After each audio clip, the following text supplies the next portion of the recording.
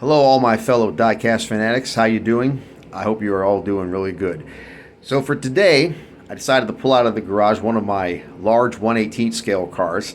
I do not have very many of these, so I'm trying to space them out a little bit. I would like to add to my 1/18 scale collection. In fact, I got my eyes on two of them right now. One of them is a Greenlight third generation F-body Firebird Trans Am GTA model. Comes in about 3 or 4 different colors. I kind of gravitating towards the gray right now myself. And the other one I'm looking at is a 1982 Cadillac Fleetwood Brougham by MCG. That stands for Model Car Group. I think I found a seller who's selling one of those for not a ridiculous amount of money, so I might partake in that. And that comes in several colors as well. So I'm thinking about adding those. So in the meantime, I want to show you guys this beautiful car. I've actually had this for about 8 years now. I got this from Big Bill's Diecast up in St. Augustine, Florida. So what we have here is a 1971 Plymouth Satellite Sebring Plus. Now, I have never seen this particular model of Plymouth done in this scale. I've seen plenty of Roadrunners, but never have I seen a Satellite Sebring Plus, and that was the reason why I bought this one. I've had a few Roadrunners in the past that were this scale, and unfortunately I had to liquidate them.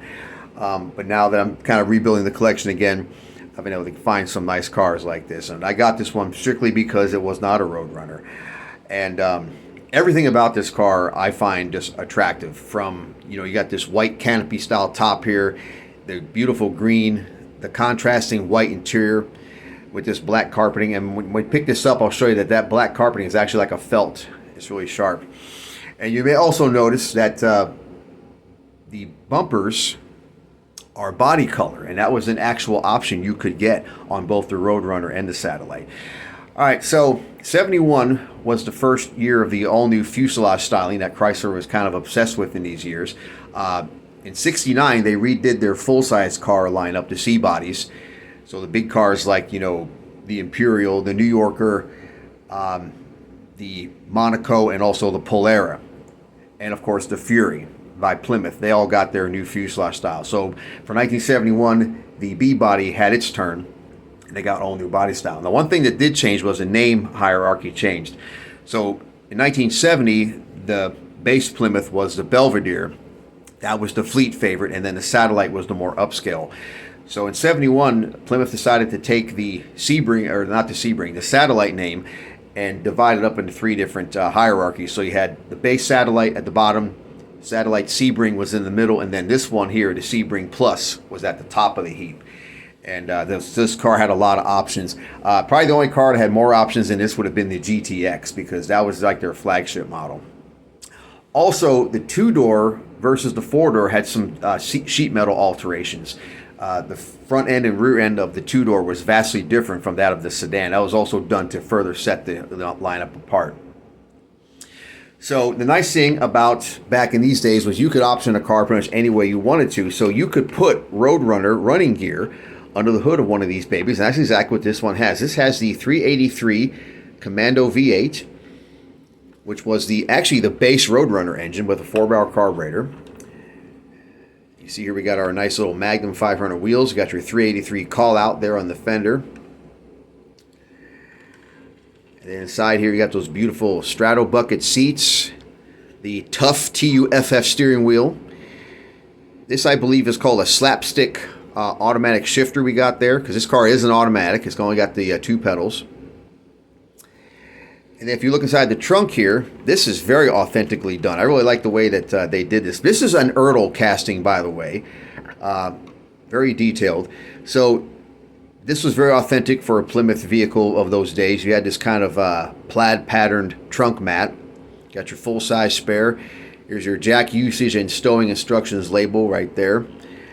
And I think they even showed, even the little buckets where the side marker lamps would go, they even depicted that. That's very detailed right there. Here's another reason I like this car. It's from my home state, Colorado. It says not bird, meaning not Roadrunner.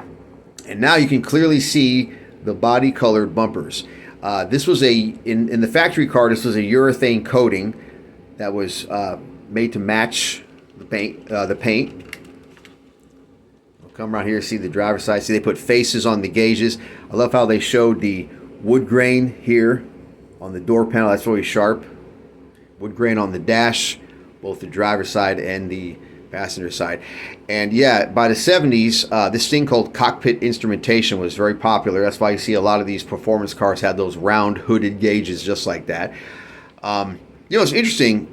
I almost wonder if Ford copied this dashboard, because that dashboard looks very much like the dash that Ford was putting in their intermediate cars, the Torino and Montego. It's very similar in design.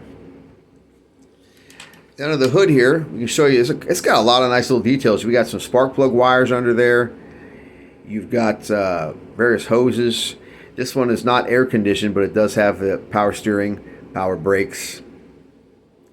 You can see the charger whirler, as Derek of Vice Grip Garage likes to call it.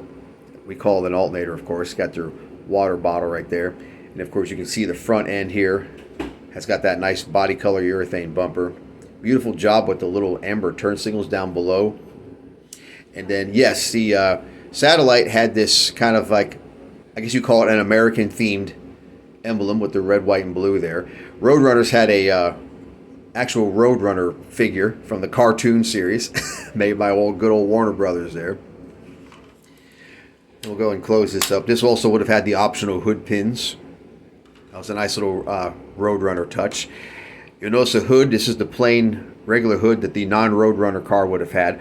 Roadrunners had either the dual scoop or the air grabber hood. It was like their option. And you know, this is a pretty nice car. Now, it does have the cheap kind of dog leg hinges instead of those actual hinges like that Monte Carlo I showed you a while back. And of course also the dog leg hinges for the trunk. But you know, that's not bad. It just looks really good. They did a really nice job with the various details on this car. You see right here you got your Satellite Sebring, and right there below it says Plus. It's a little bit hard to read possibly, but it is there nonetheless, all present and accounted for. This has got the dual sport mirrors finished in body color, a little antenna here as well. And yeah, I'm telling you, my favorite thing about this car is that interior. I just love that contrasting white interior. Also, take a look at this. In this detail level, they also put a nice white headliner in there. That's a rare thing. You don't see that too often in these cars. But this is, like I said, this is an Ertl model and it's fairly detailed. I'm going to flip it over now and show you the chassis.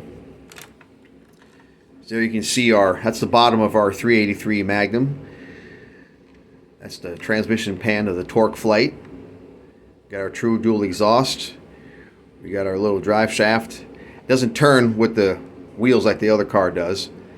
And by the way, this is very authentic. You have to remember, back in these days, the Mopars were unit body cars. So the bottom of the car was generally painted the same color as the top of the car. So that overspray that they're depicting right here, that's actually correct. That would be present on the factory car. Okay, you got your torsion bar suspension. And I think a Chrysler aficionado told me that these were actually adjustable. You could tighten these up or loosen these up as you wanted. I don't know if that's true or not. So if one of you guys out there who's a Mopar fan knows that for a fact, let me know, because I like to know that piece of information. You can see this has just got gorgeous, gorgeous paint.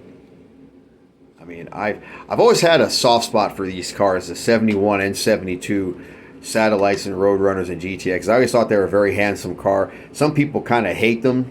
They say that they don't like the new swoopy style. Remember I was talking about the curve at the top of the window? See, Ertl did a really nice job of depicting it. This has also got some pinstriping too. Have you noticed that? That's kind of hard to show up in the camera, but there's a little pinstripe that runs from here, goes up all the way around the rear window, back down again on the trunk lid. That's kind of sharp. Yeah, there we go. I don't show these that often because I don't have that many, but that's one of them right there.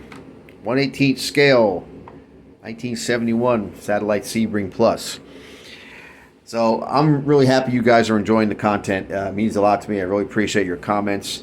I got another subscriber. I believe his name is Derek Pugh. He's been leaving a lot of good comments. I appreciate you, my brother. And Pop, I know you're watching. Thanks again. And all your other guys, really appreciate it. So I'm going to hopefully show you guys some more 1/18 scale cars in the not too distant future here.